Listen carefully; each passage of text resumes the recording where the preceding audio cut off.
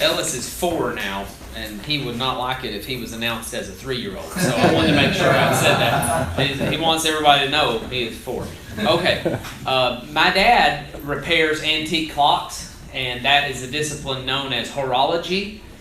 And the horology is a discipline that is fading from the scene because of digital clocks. So when I think of my lesson today, I kind of think of my approach to a bunch of clock parts on a table. Like if you took an antique clock movement apart and put all of the gears and all the different parts of it on a table, I would not see how it all goes together to make a clock. It would be mysterious to me. And there are many times when I have looked at Bible passages and they don't seem like, at least at first glance, they would preach to me.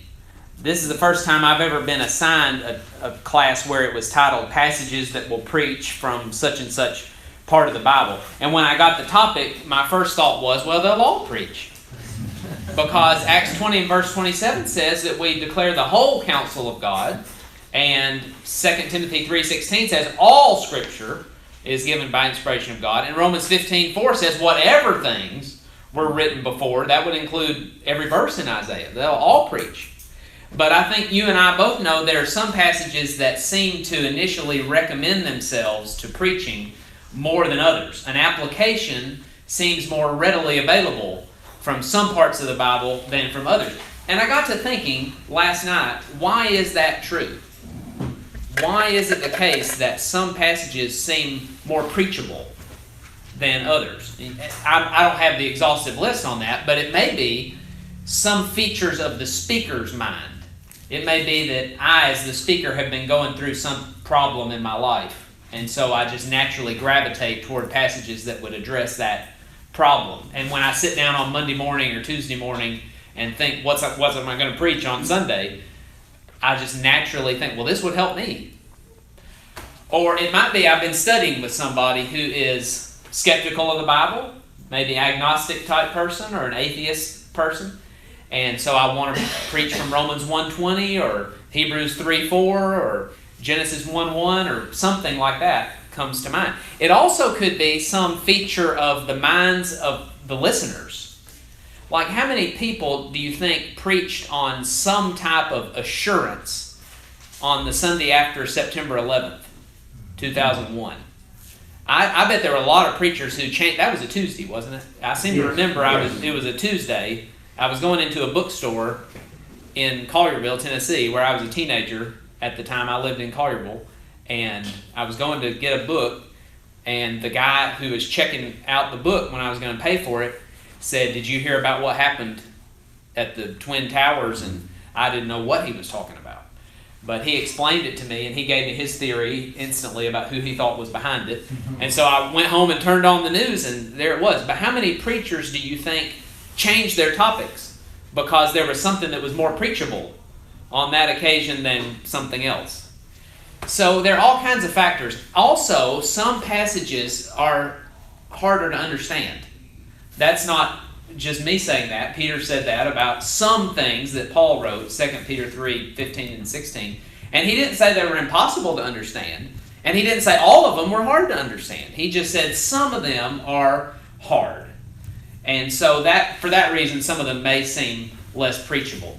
Today, I would like to just start in Isaiah 40 and notice some themes that if I were preaching, I would want to hit these themes. And I will not be able to cover 17 chapters. That's my topic, isn't it? 40 to 66.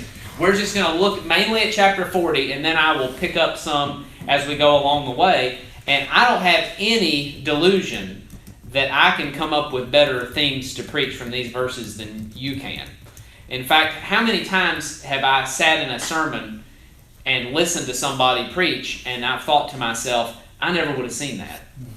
And I'm so thankful that he pointed something out. There's a flow here, there's a word here, there's an idea that the author had, and I should have seen that. Why didn't I do it? But that's why Dan Winkler's speaking on some of those things. And I'm going to have to go hear it after this because I'd rather be in there listening to him about that. But here we go. First thing is the grace of God toward the penitent. And let's just read some of these together remember back in chapter 39, I know that that's not part of the section, but I like to read the end of chapter 39 together with the beginning of chapter 40, because I don't know that I've ever seen a more pointed contrast between one section and the next than God's punishment of Hezekiah for what he did, promising the captivity, which this was one of those things that was an impetus for the captivity. I know that there were decades and centuries of idol worship and compromise, but one of the things that was like a straw that broke the camel's back was this mistake that Hezekiah made. Even though he was a good guy overall, according to chapter 18 of 2 Kings, verses 3 and 4, he was a good king, but he was imperfect. And so God is going to bring justice upon the future generations of the people in Hezekiah's household. Look at verses 6 through 8. It says, "Behold, the days are coming when all that is in your house and all that your fathers have laid up in store to this day will be carried to Babylon." That's pointed because it was all that stuff that was laid up that he had shown to Merodach-Baladan and the envoy from Babylon. And God says, they're just going to take it all away. You showed it to them. You sort of made it available to them, and now they're going to come get it. "Nothing will be left, says the Lord, and some of your sons who will issue from you, whom you beget, will be taken away, and they will become officials in the palace of the king of Babylon." Then Hezekiah said to Isaiah, "The word of the Lord which you have spoken is good, for he thought, for there will be peace and truth in my days." So that's a very sad ending, this punishment for Hezekiah. But then we turn to chapter 40, just one verse later, and it's a reversal in the tone. Now it's comfort. "Comfort, O comfort my people, says your God. Speak kindly to Jerusalem, and call out to her that her warfare has ended, that her iniquity has been removed, that she has received of the Lord's hand double for all her sins." So the penitent get comfort. They get redemption from their iniquity, regardless of what their previous sins have been. So God can look at Israelites who got washed up in all this idolatry and who wandered away from God, and even kings who were rebellious, and he can forgive.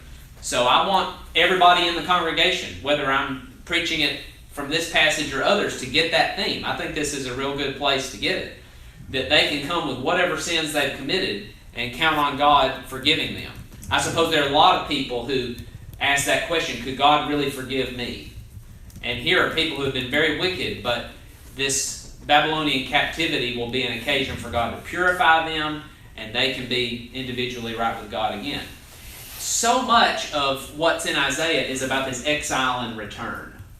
And exile and return is a symbol for being lost in sin and coming back home to God, like the prodigal son who's in the faraway country.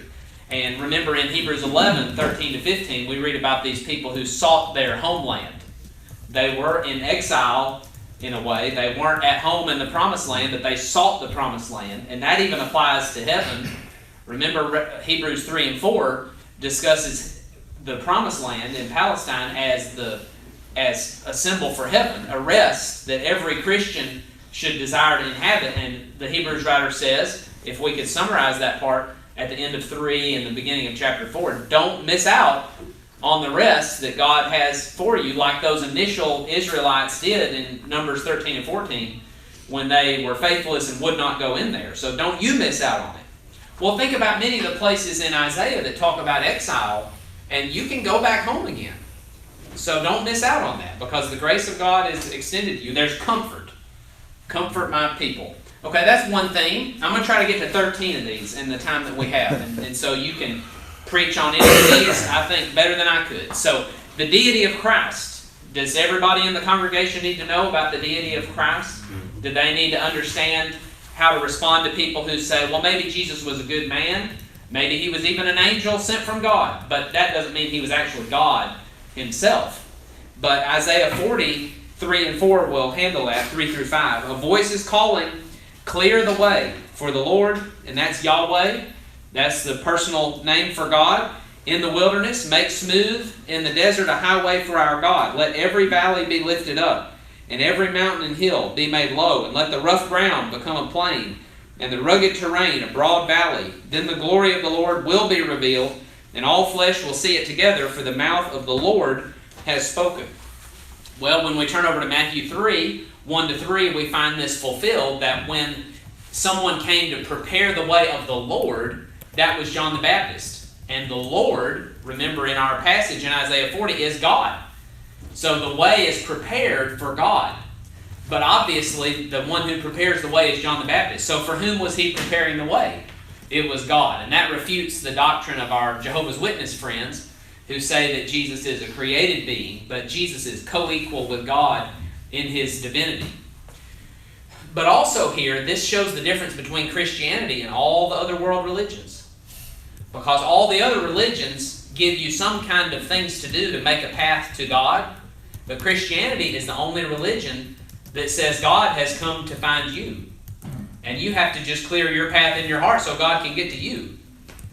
And that's a remarkable thing to consider, that God emptying himself of his glory, not of his divinity, but God emptying himself of his glory, Philippians 2, 5-8, and becoming poor so that we through his poverty might become rich, 2 Corinthians 8, 9. That might be my favorite verse in the Bible to show how God was willing to condescend to my position to save me. So the deity of Christ is a theme we need to notice. Okay, let's move on. What about the brevity of life? Does everybody in the congregation need to know that they will die and live in preparation for that? We probably hesitate to talk about death until we get to a funeral, and then we want everybody to think about it. But remember, Ecclesiastes chapter 12 says that it's better, actually chapter 7, verse 5? It's better to go to the house of mourning than the house of feasting, for that is the end of every man, and the righteous take it to heart.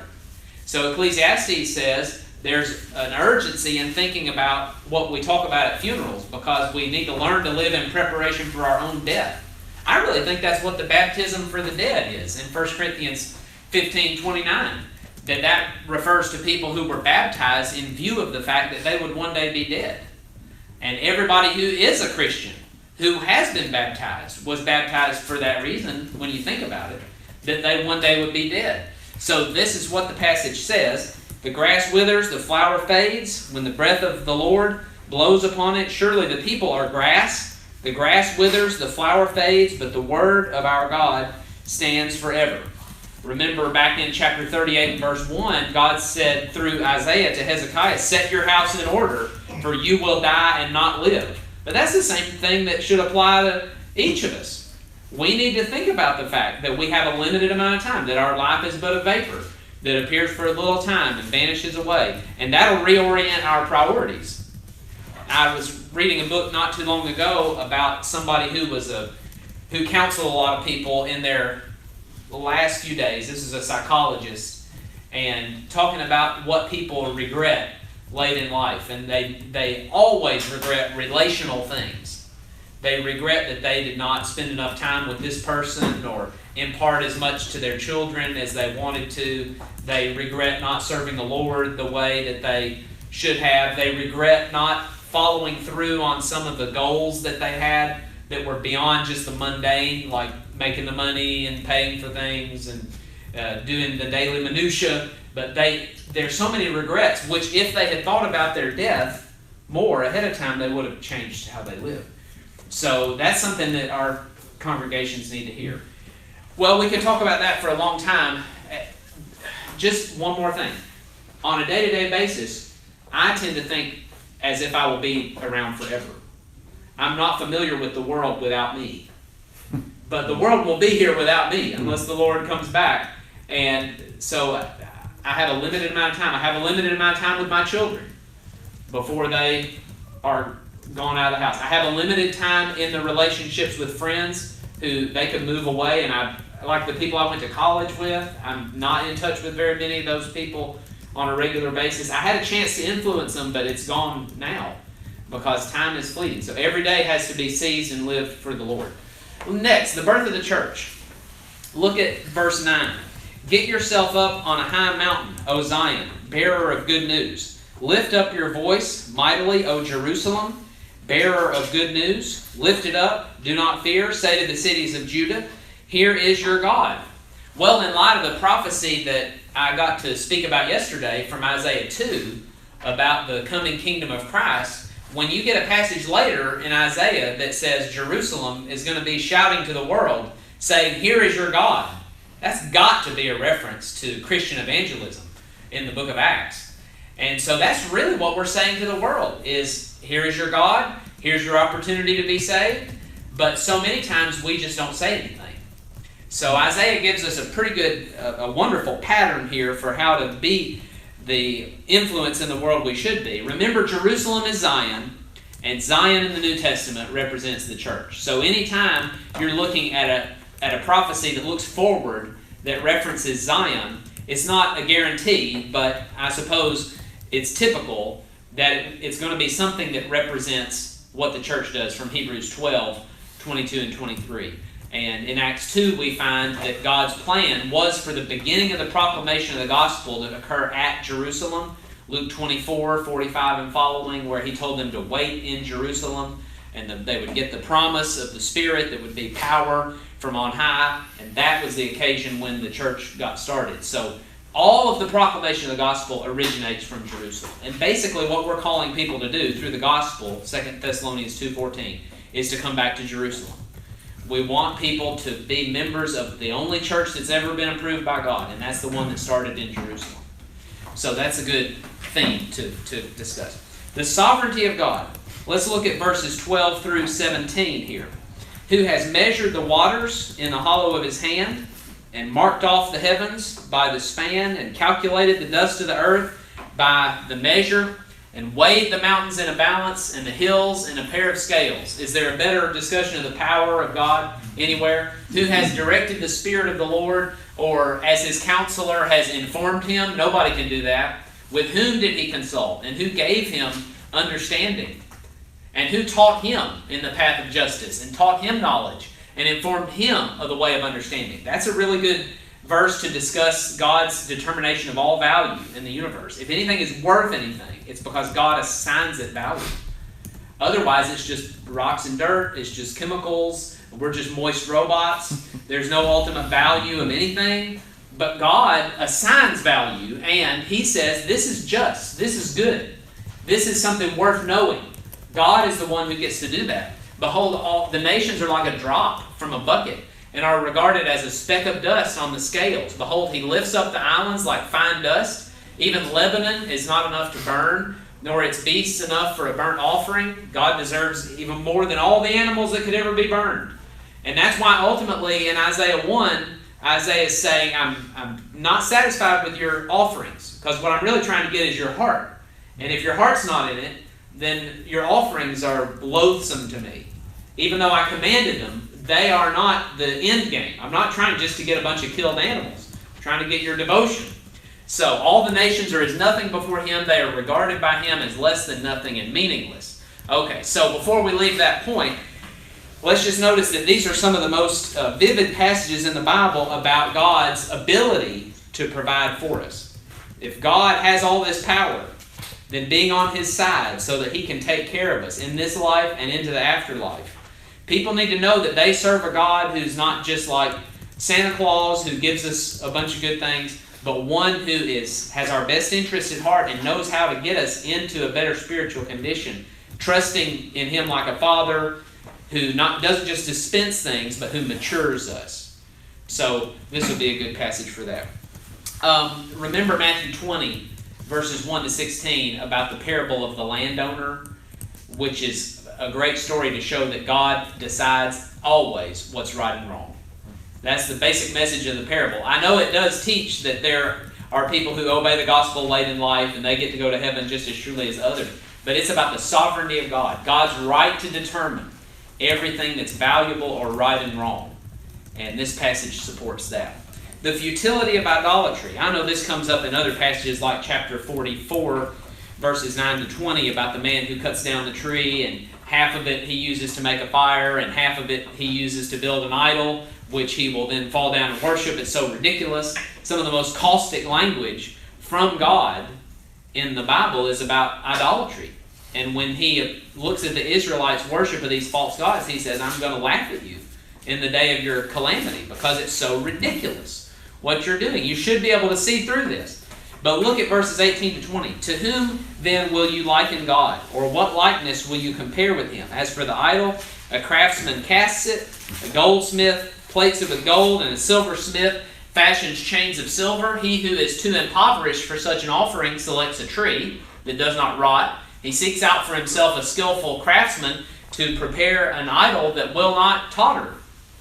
Well, all of the idols that people erect in their lives today are no better than this. They may give us more satisfaction for a longer amount of time, but what are the idols that people have? Whenever we preach against idolatry in Western society, typically we're not preaching against setting up an idol in your house like a little shrine, although that is making a lot of inroads. There are so many world religions that have wide following in our society today. We shouldn't think that there's no value in preaching about Hinduism and Islam and Buddhism and New Age religion, which basically teaches that the whole world around us is God, that you're God and the flowers are God and everything's God. There is value in talking about that.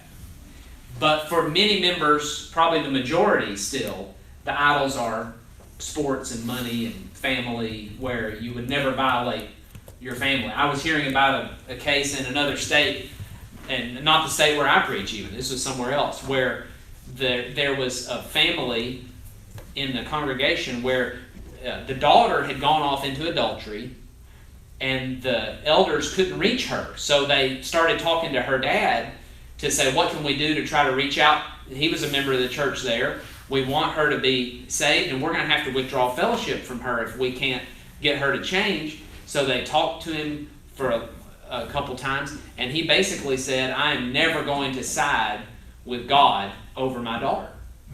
I'm never going to go with what the church says or what the Bible says over what my daughter has done. Well, what is that?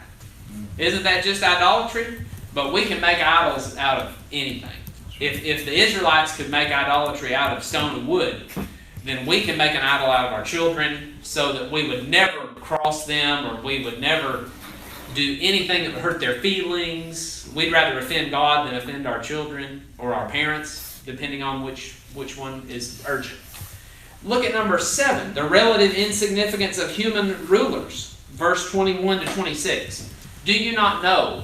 Have you not heard? Has it not been declared to you from the beginning? Have you not understood from the foundations of the earth? It is he who sits above the circle of the earth, and its inhabitants are like grasshoppers, who stretches out the heavens like a curtain and spreads them out like a tent to dwell in.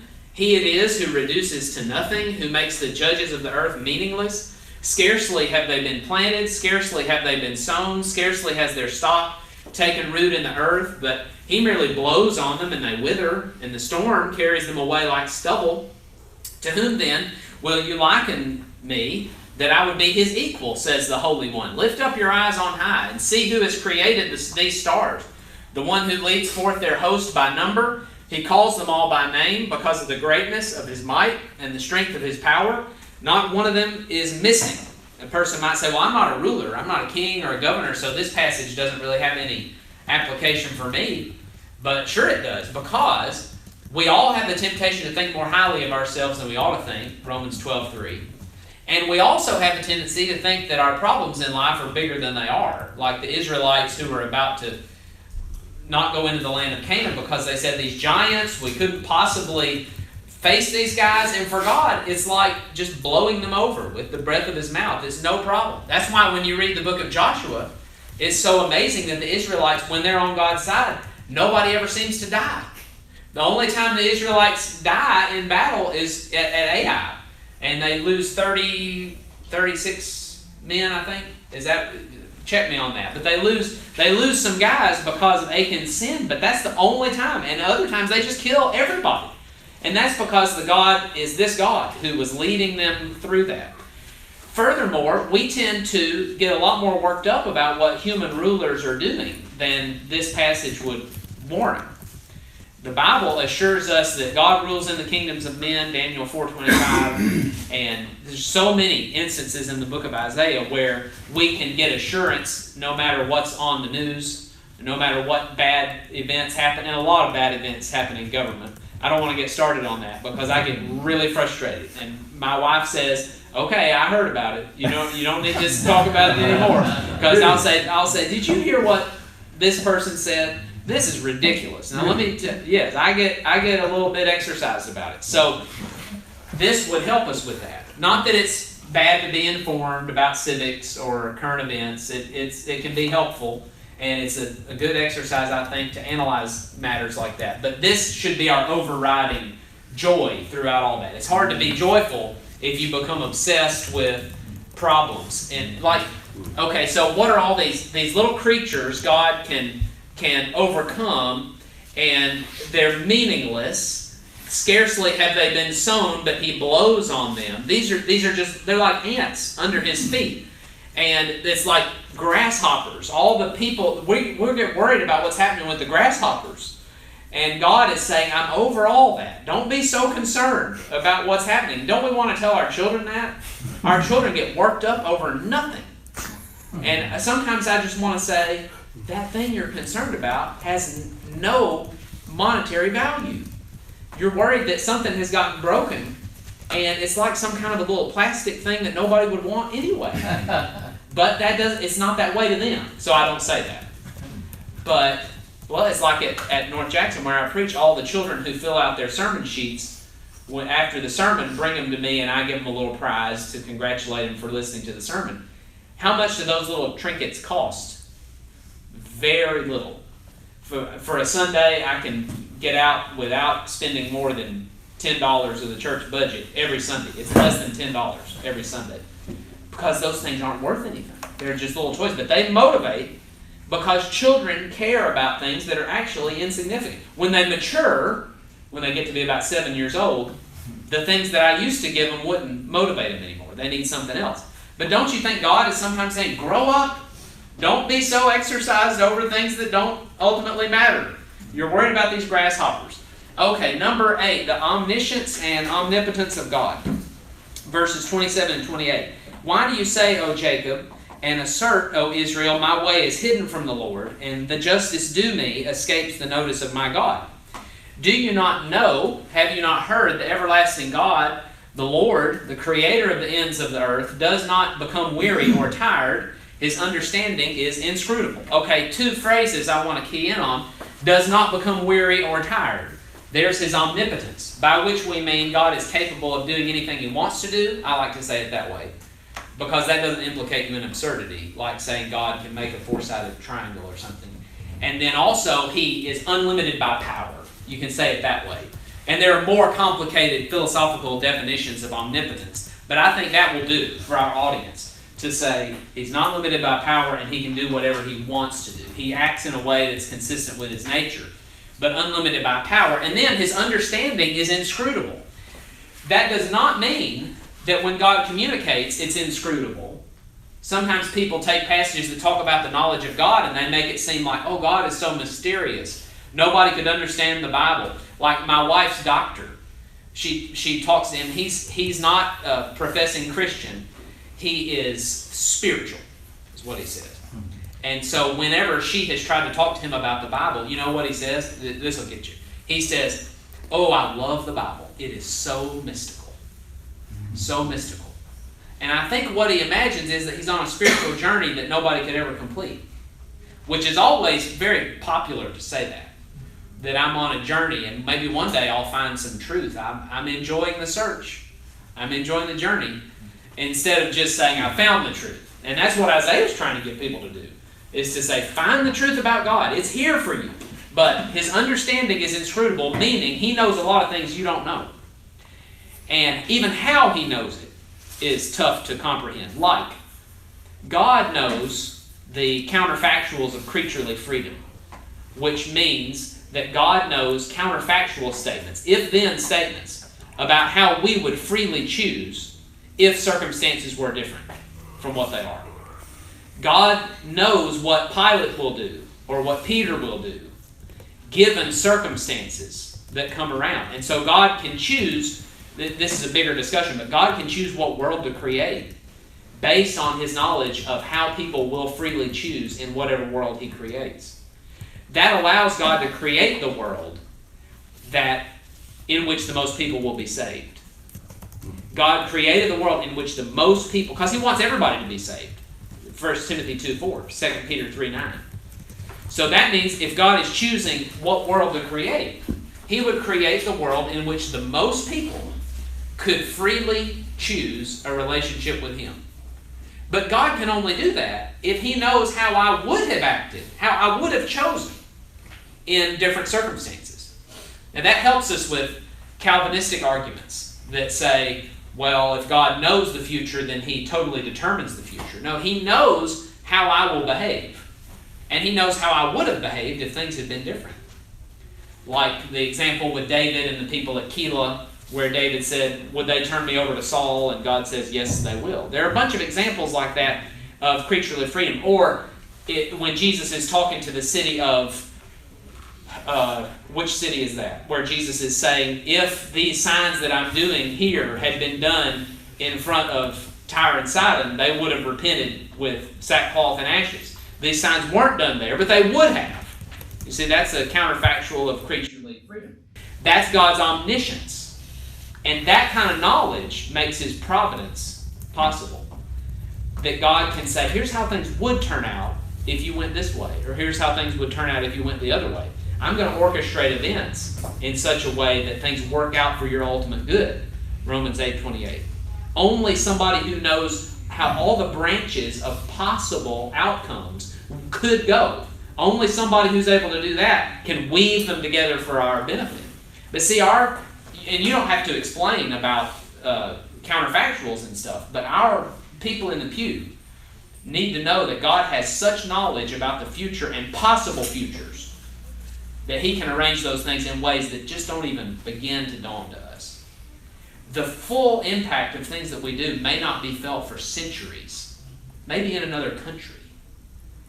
The effects of what we do today may have a ripple effect in time that we just can't even imagine.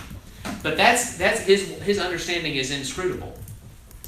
There's a movie, I'm not advocating for the movie, because I watched it with filters, and it probably has stuff in it that is bad that I didn't see. But there's a movie called Sliding Doors. And this illustrates the point.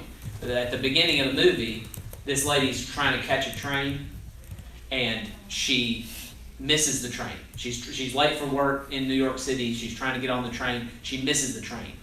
And then the movie shows how her life would go if she missed the train. But it also shows you how her life would go if she made the train.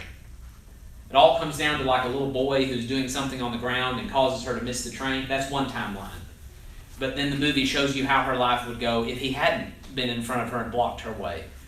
And her life is totally different.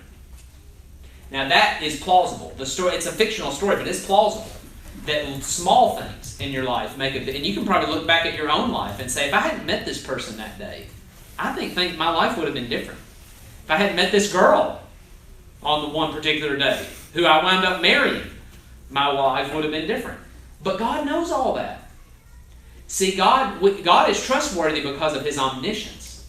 Not just because he likes me, not just because he favors me, but because he favors me and he can see every possibility.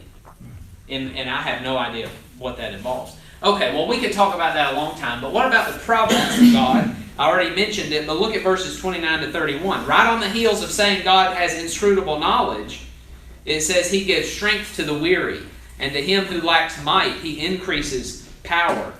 Though youths grow weary and tired, and vigorous young men stumble badly. That's all of us, right? Weary and tired, stumbling badly. That's every preacher. Yet those who wait for the Lord will gain new strength. They will mount up with wings like eagles. They will run and not get tired. They will walk and not become weary. We get a glimpse of that in this life, but it spills over into heaven.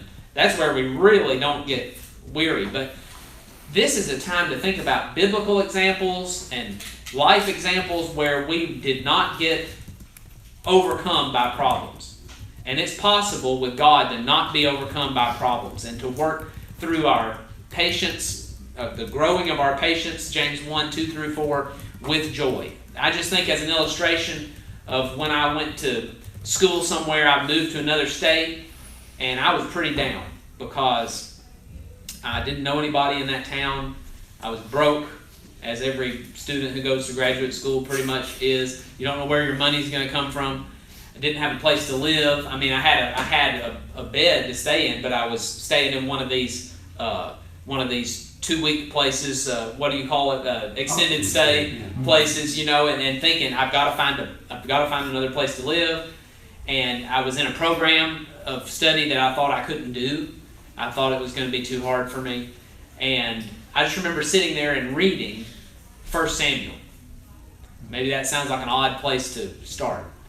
But that helped me mount up with wings like eagles when I thought about, well, God did all this for Samuel. And I'm not as good as Samuel is, but the reason I'm here is because I want to maximize whatever I can do for the Lord. And look at God's power at work through Him. But then look at New Testament passages that talk about the power that God wants to exercise through Christians. Remember, like in Acts 15:4, when Paul and Barnabas come to Jerusalem for the Jerusalem conference, and they report on all the things that the Lord had done with them. Like being a co-worker with the Lord. And every preacher who gets down because maybe the people aren't listening or because there's a problem with the elders needs to remember that if he's a faithful proclaimer of God's Word, he's doing something with God. Fellow laborers with God. Okay, well, we could go on with that. But number 10, the miracle, we don't have much time, the miracle of prophetic prediction. So much prophecy in Isaiah, like the one about Cyrus. Somebody else will talk about that in another session. But 150 years before Cyrus came to power, God named him and prophesied what Cyrus would do. Here is an argument for the inspiration of the Bible. You could phrase it differently, but I think every member of the church needs to know some way of arguing that the Bible is inspired. Are there a lot of attacks on the Bible in our society today? What if you could remember this argument? If a book has characteristics which could not result from human production, it must have a supernatural origin. The Bible does have characteristics which cannot result from human production. Therefore, the Bible has a supernatural origin. Well, what are those characteristics? If I were fleshing this out further, I would say there are 3 characteristics. Supernatural predictive prophecy, supernatural unity, and supernatural scientific foreknowledge. That's your argument. Those three are the characteristics. Well, what about a prophecy that has supernatural origin, that is part of your support for that second premise, that the Bible has a supernatural characteristic? Well, it's got to state that something will occur, not that it may or may not occur. It's got to have significant time lapse between the prediction and the fulfillment. It's got to involve specifics, and it must be fulfilled precisely and completely. And there are gobs of those in Isaiah.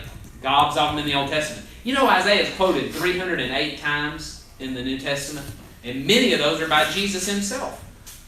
So that shows that the apostles were really focused on how Isaiah was fulfilled in the first century. And we should be too. And so if we're looking to support the inspiration of the Bible, if we're looking to convince our audience that this is from God, I suppose Isaiah's predictions would be a good place to start.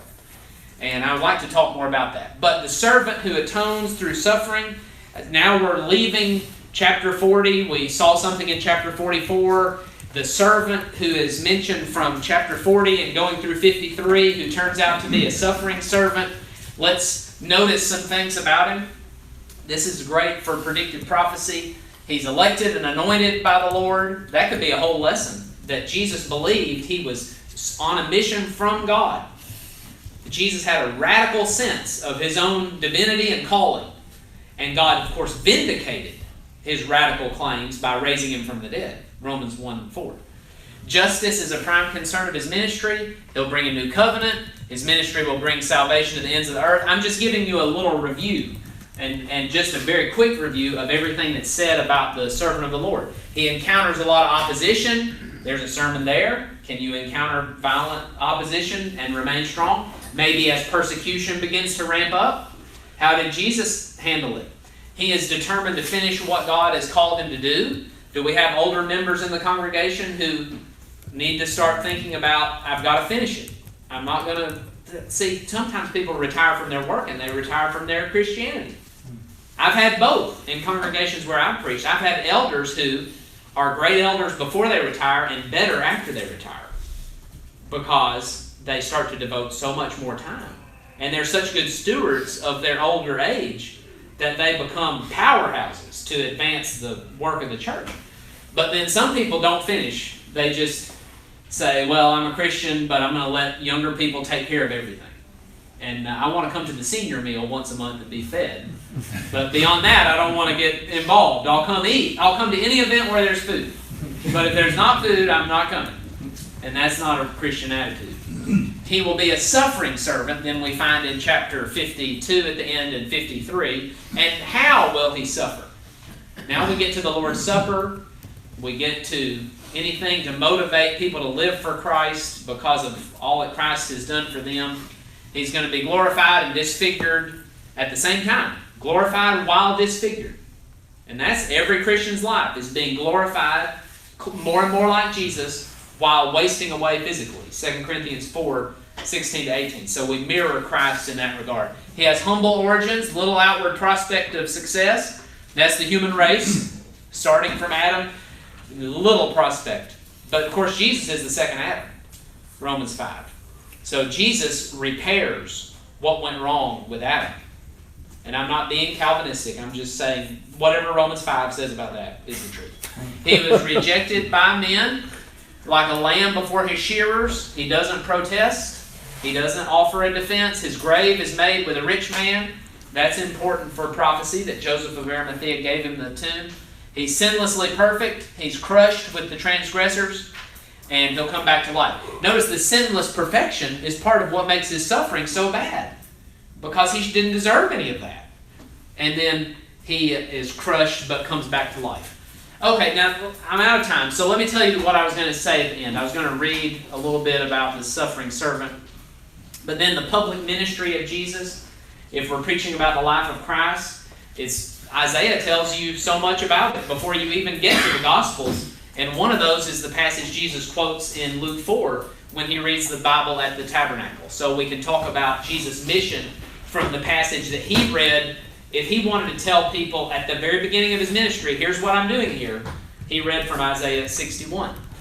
And then the new heavens and the new earth at the end, which refers to the Christian age. I don't think this is talking about heaven, because this is a context in which gospel is still being preached, people are being invited to Jerusalem, and people are still dying. So this is not a passage about heaven.